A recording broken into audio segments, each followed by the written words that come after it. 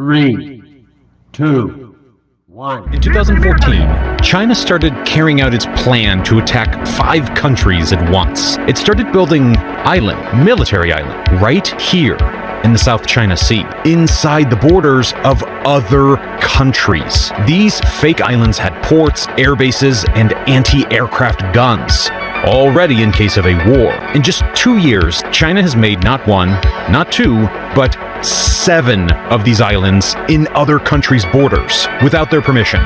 This is one of the reasons why U.S. Army experts believe that these islands, right here in the South China Sea, have the highest chance of instigating World War III. And it all starts with the CCP and their unwillingness to respect other countries' border. So, in this video, let's go over why the South China Sea is so important to the world and why China is willing to start World War III just to control these parts of the sea. So before we get into why China is willing to fight so many countries over the South China Sea, first, let's go over what makes this area so important. The South China Sea is a marginal sea in the Pacific Ocean, bounded by South China, the Philippines, Vietnam, Thailand, Taiwan, Malaysia, and Indonesia. This region is believed to have around 28 billion barrels of oil reserves, 266 trillion cubic feet of natural gas, and holds 1/3 of the entire world's marine biodiversity, thereby making it a very important area for the ecosystem, even if fish stocks in the area are rapidly depleting.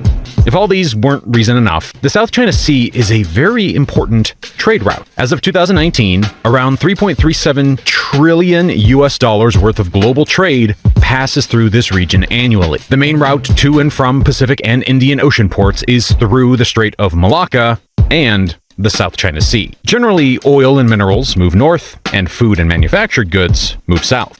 As I've covered in my previous videos, China is heavily dependent on oil imports to fuel its economy and its industry. Roughly 50% of Chinese oil imports come from the Middle East, and that oil sails through the South China Sea. And as you guys have already heard the last 1,000 times I've said it, China is the world's manufacturing hub, and its economic growth is fueled by selling those manufactured goods to the rest of the world. A big part of China's exports flow through the South China Sea into the rest of the world. So I'm sure you guys can see that the South China Sea is very important to China.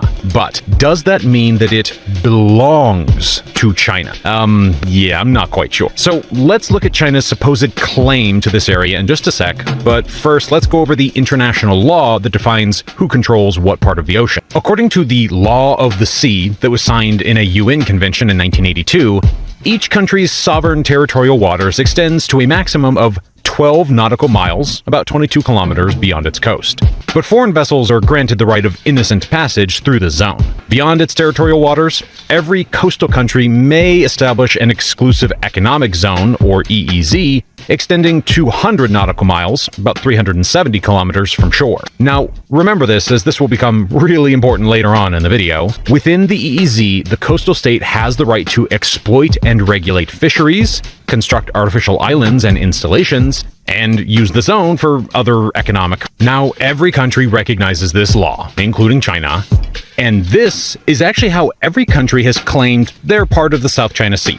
200 nautical miles from their coast. Every country but China. There are some overlaps in Vietnamese, Malaysian, Brunei's, and Filipino claims, but no one is talking much about that because, well, all of these countries are united together against China's claim. You see, when it comes to this part of the sea, China doesn't want to follow the law of the sea. No. In fact, China wants to follow this made-up 9-dash line to exert its claim. This 9-dash line covers almost 90% of the South China Sea, and the CCP claims that it's all part of China. Now you may ask, what is the reasoning behind this 9-dash line? Since there are no laws or really anything that mentions this? Well, according to the CCP's reasoning, a Chinese explorer discovered the South China Sea, so therefore, it belongs to China. I guess by that same reasoning, China belongs to Italy, because Marco Polo, quote-unquote, discovered China.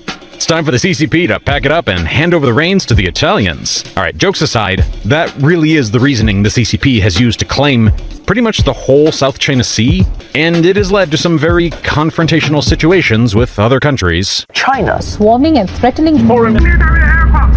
I'm warning you again. China's Communist Party is building on previously unoccupied beaches in the South China Sea. More than 200 Chinese vessels anchored for the disputed South China Sea. These islands indicates China's claims of sovereignty of fishing, navigation, and exploitation. To assert their claim, several countries in the conflict officially renamed the region that they claim. In September of 2012, the Philippine president signed an administrative order mandating that all government agencies use the name West Philippine Sea to refer to the parts of the South China Sea within the Philippines. Similarly, in 2017, Indonesia renamed northern reaches of its exclusive economic zone in the South China Sea as the North Natuna Sea, in an attempt to assert its sovereignty. All while this is happening, the CCP starts building its own islands in the South China Sea. And not just any island, military island. They were home to a few military personnel, an airstrip, and a missile system. Based on international law, these islands were within the Philippines border. So the Philippines decided to take China to UN court. In 2016, a ruling from The Hague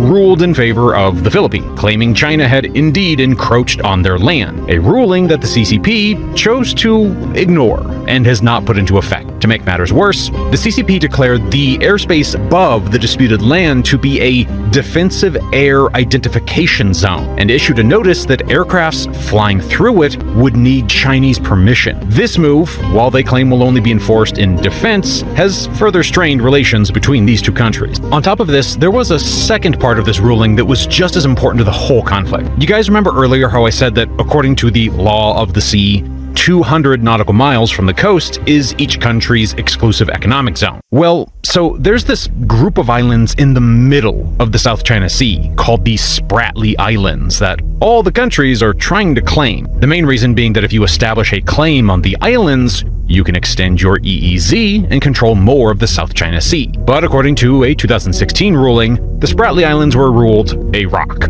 so they don't extend any country's EEZ. Kind of killed the importance of the islands, but that doesn't mean that the conflict calmed down.